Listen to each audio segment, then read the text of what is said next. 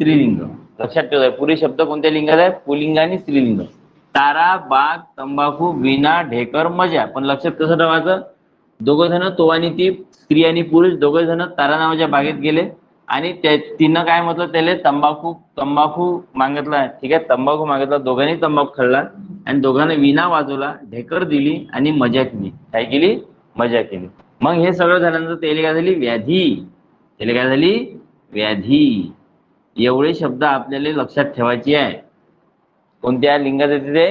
पुल्लिंग आणि स्त्रीलिंग. कोणत्या लिंगात येते? पुल्लिंग आणि स्त्रीलिंगामध्ये. लक्षात राहील ना?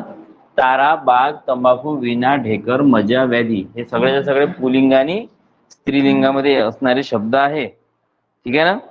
त्याच्यानंतर बाकीचे शब्द पाहिले होते, जसा मुंगूस होता है ना, मुंगूस. आता हे मुंगूस स्त्री नाही आहे, मग मुंगूस कोण आहे?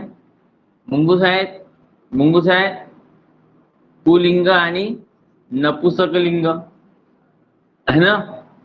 मुंगूस काय? मुंगूस स्त्री नाही आहे, पुल्लिंग नपुंसकलिंग. हरिण सुद्धा स्त्री नाही आहे, काय आहे? पुल्लिंग आणि नपुंसकलिंग. नेत्र सुद्धा स्त्री नसते राहत, कोणाला राहते? पुल्लिंग आणि नपुंसकलिंग रे काय राहते? नेत्र राहते. ठीक आहे ना. अधिक कोणते शब्द होते? गाव होता, गाव.